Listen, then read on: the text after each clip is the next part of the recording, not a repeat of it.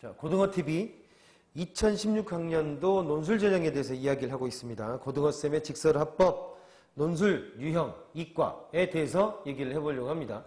이과 논술 유형은 사실은 뭐 자연계 문과도 비슷하지만 그렇게 복잡하지는 않습니다. 여기 들여다보시면 알겠지만 시간은 대부분 또 2시간 정도로 문과와 거의 비슷하죠. 그 다음에 좀 작은 80분 정도도 있긴 하지만 빨간색으로 저희가 만들어 놓은 게 수학 쪽에 수학 온리라고 해놓은 게 있습니다. 수학 온리라고 해놓은 건 뭐냐면 수학 문제만 나온다라는 겁니다. 그리고 옆에 이제 과학 문제들이 어떻게 출제되느냐를 옆에 이렇게 보여주고 있습니다. 그리고 문항 세트도 이렇게 나와 있고요. 아시는 대로 고등어TV가 지금 동영상으로 이렇게 말씀드리고 있는 거는 저희 사이트에서 지금 보여주고 있는 자료들을 텍스트로 전부 만들어서 똑같이 같이 제공을 하고 있습니다. 혹시 그래서 빨리 지나가거나 안 보이는 거 아니면 내가 자세하게 알고 싶었던 거 이런 것들은 저희 사이트에 들어와서 정리해 놓은 것들을 차분히 한번 보면서 생각을 해보시면 충분합니다. 또한 조건 하나 있어야죠. 저희 사이트에 들어오실 때 꼭 회원가입을 해주십시오. 그러면 저희도 도움이 되고, 그 다음에, 회원에게는 또 많은 것들이 또 제공되는 것들이 더 많습니다. 반드시 회원가입을 꼭 하시기 바랍니다. 말씀드린 것처럼, 여기 보면, 이과 같은 경우는 수학만 나오는 곳이 있더라라는 것입니다. 그러니까, 그 다음에 나머지 과학만 나오는 것은 있나요?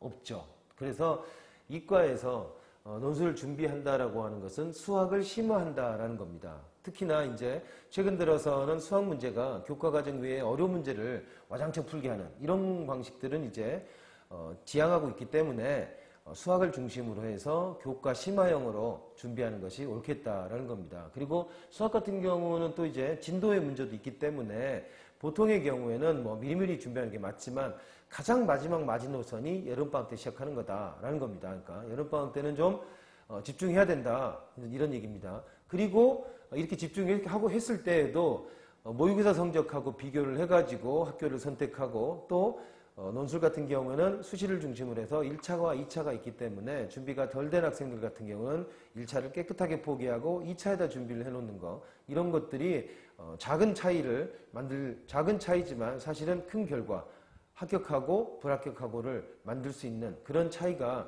되기도 한다는 것을 꼭 알아두시기 바랍니다. 좀 더 들어가 볼까요?